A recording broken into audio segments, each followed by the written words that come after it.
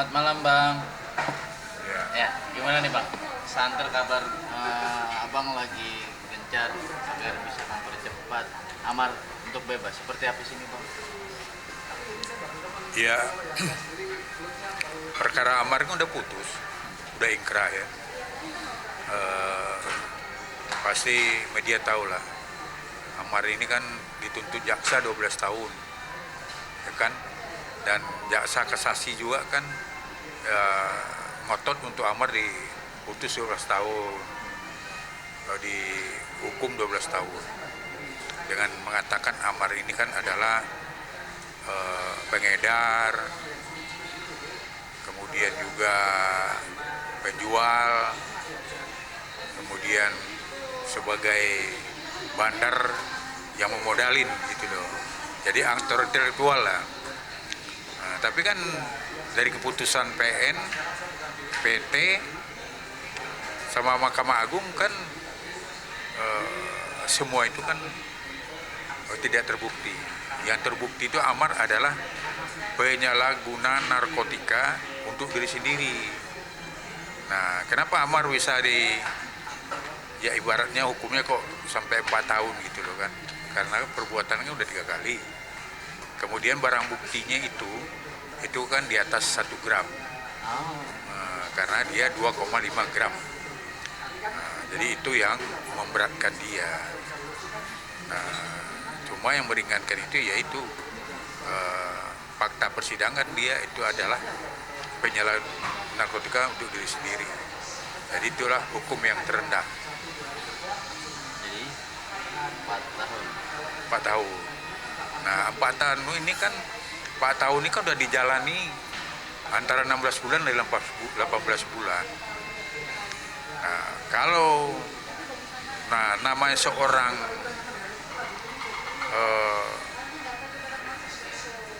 keputusannya udah ingkrah, itu kan ada hak-hak yang akan dia dapatkan. Hak itu seperti asimilasi. Nah asimilasi ini kan menjalani 50% dari hukuman. Nanti dia bisa ngajukan asimilasi untuk dia bisa menjalani hukuman, mungkin dia nggak bekerja di luar, tapi tetap wajib lapor atau menselesaikan diri, mungkin ya dia mungkin pulang cuti menjelang bebas kan. Nah, itu persyaratannya itu memang dia harus menjalani 50% dari putusan. Kemudian kan ada program Pak Prabowo kan, bahwa para penyalahguna narkotika ini akan diberi amnesti, bukan remisi, amnesti, pengampunan. Kenapa? Problem yang terjadi sekarang ini kan satu, lembaga pemasyarakatan kan dipenuhi oleh perkara penyalahgunaan narkotika. Itu boleh dikatakan kalau catatan terakhir saya dengar itu 44.000 penyalahgunaan narkotika yang ada di penjara. Berarti udah mengisi lebih kurang dari 60% lapas lembaga pemasyarakatan. Nah padahal kan untuk makannya aja udah dihitung 2 triliun setahun. Nah, padahal kan mereka ini tahan nggak ada gunanya. Karena kenapa? Ya ini kan dia orang sakit. Orang sakit ini kan harusnya diobati. Kenapa? Dengan diobatinya para penyalahguna narkotika ini sampai sembuh. Sebenarnya itu kalau pendapat kita itulah sebenarnya yang solusi untuk peredaran narkotika ini. Karena apa?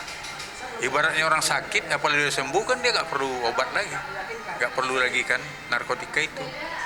Nah, akhirnya dengan sendirinya bandar kan mati karena pembelinya nggak ada, karena orang udah sembuh. Nah, tapi kan sistem sekarang ini kan beda kan, ditangkapin, dipenjarakan. Nah, itu kan bukan menyelesaikan masalah, kadang-kadang bisa menimbulkan masalah baru karena dia bergaul dengan penjahat. Berarti ibaratnya kan ilmu makin tinggi. Jadi ya mungkin ya oleh Pak Prabowo pada waktu itu kan sudah teliti juga kan dengan Menteri Mapas, dengan Pak Yusril juga kan sebagai Menko Hukum, ya keluar kebijakan bahwa penyalahguna narkotika ini ya bisa diberikan amnesti.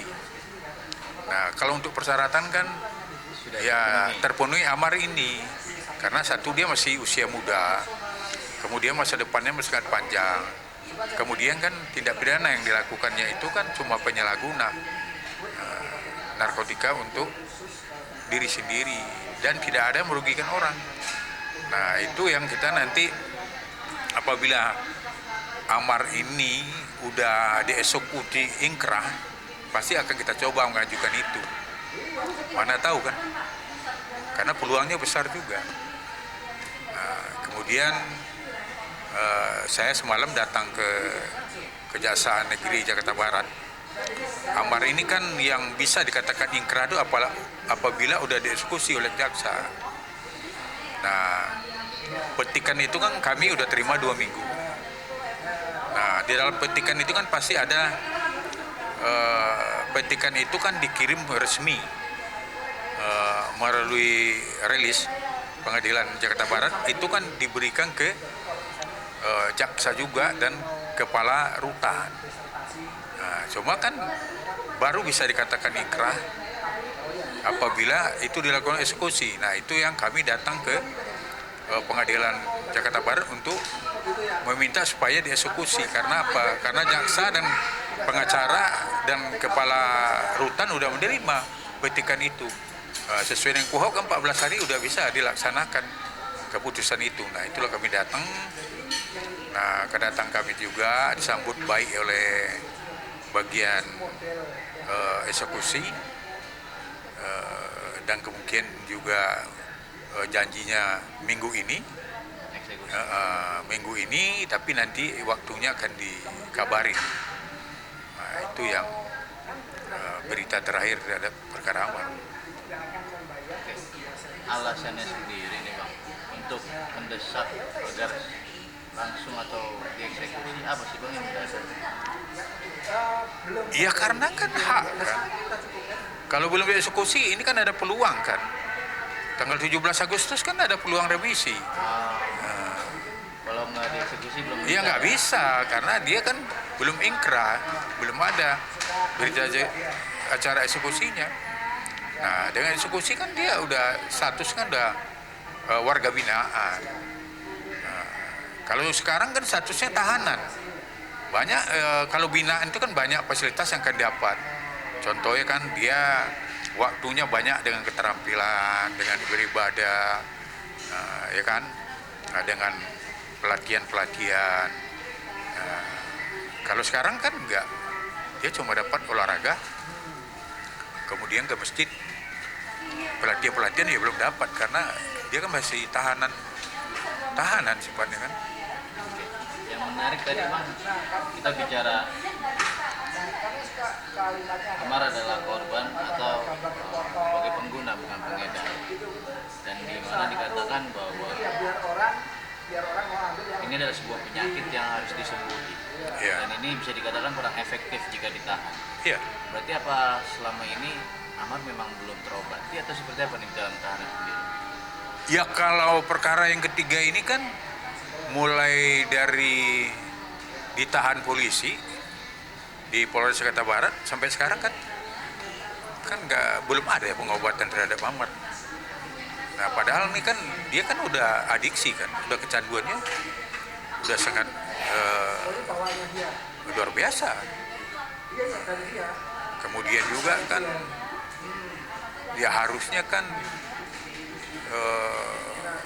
jaksa waktu itu kan pengadilan, rekan-rekan wartawan kan tahu kan bahwa ada penetapan yang keluar pada waktu sidang di Pengadilan Jakarta Barat oleh hakim untuk diadakan asesmen. Nah, tapi kan itu nggak dilaksanakan jaksa kan dengan alasan katanya Amar itu adalah pengedar, penjual dan aktor intelektual yang memodali bandar narkotika itu. Malahan ada seolah-olah kesan yang dibangun oleh jaksa bahwa Amar ini udah menjual 1 kilo, ya kan? Padahal kan bukti di persidangan cuma 2,5 gram. Nah, ya jauh ya kan, karena nah itulah hakim kan mau sebenarnya berdasarkan alat bukti. Nah ini juga alhamdulillah juga kan ini membersihkan nama baik Amar juga, karena kan orang kan berimej Amar ini kan udah masuk kategori bandar, ya kan, penjual, bukan pemakai. Nah, tapi fakta persidangan putusan PN PT Mahkamah Agung kan dia penyalahguna narkotika untuk diri sendiri. Jadi asumsi-asumsi jaksa yang mendakwakan pasal tersebut kan ya terbantahkan dengan keputusan ini kan gitu. Jaksa bisa dilaporin nggak sih bang terkait dengan dakwaan fitnah atau semacam informasi yang keliru gitu loh. Ini kan bicara undang-undang juga, terus juga nama baik seorang Amar, Ya, reputasi lah. ya Dibilang bandar kan. kalau menurut saya ya kan dengan adanya berita media kan ya, itu otomatis kan membersihkan juga. Dan kalau masalah itu kan ya itu urusan Amar nanti lah ya. Kita fokus dulu lah ke persoalan ini yang bagaimana hak-hak dia sebagai warga binaan